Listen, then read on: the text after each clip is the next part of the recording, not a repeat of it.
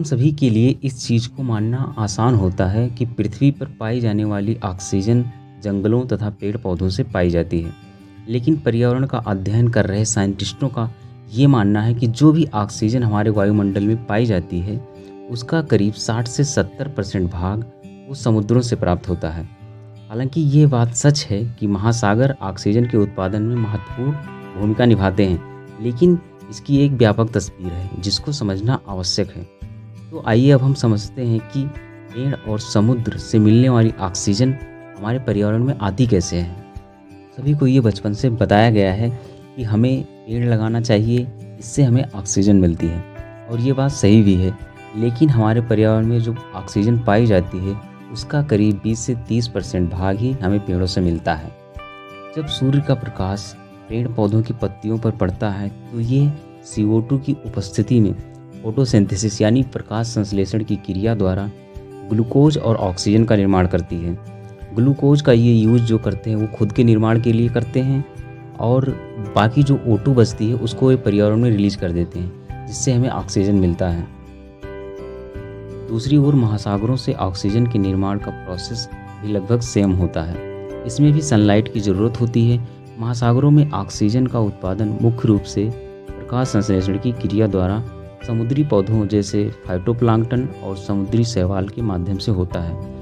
Phytoplankton इतना सूक्ष्म होते हैं कि इन्हें बिना किसी इंस्ट्रूमेंट के नहीं देखा जा सकता है, और इन्हें पृथ्वी पर पाई जाने वाली 50 से 80% ऑक्सीजन के निर्माण का जिम्मेदार भी माना जाता है। आज से करोड़ों साल पहले जब पृथ्वी पर वायुमंडल का निर्माण हो रहा था तो उस समय वायुमंडल में ऑक्सीजन की मात्रा बहुत ही कम थी।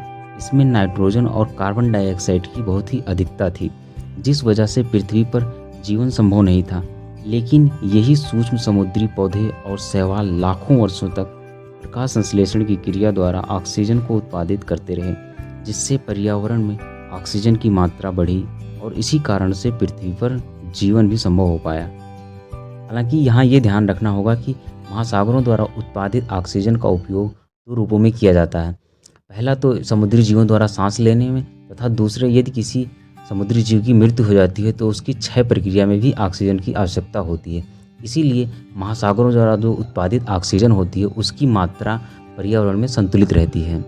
दूसरी ओर पेड़ भी ऑक्सीजन उत्पादन में अपनी महत्वपूर्ण भूमिका निभाते हैं। पेड़ों को अक्सर हाईलाइट किया जाता है क्योंकि वो कार्बन डाइऑक्साइड को संग्रहित कर सकते हैं और कार्बन को अलग करके ऑक्सीजन का निर्माण करते हैं, जबकि महासागर पेड़ की तरह उस हद तक कार्बन को सोख नहीं सकते हैं। दोनों इस पर्यावरण में ऑक्सीजन के निर्माण में अपना योगदान देते हैं। संक्षेप में ये दावा करना गलत है कि एक दूसरे की तुलना में अधिक ऑक्सीजन पैदा करता है।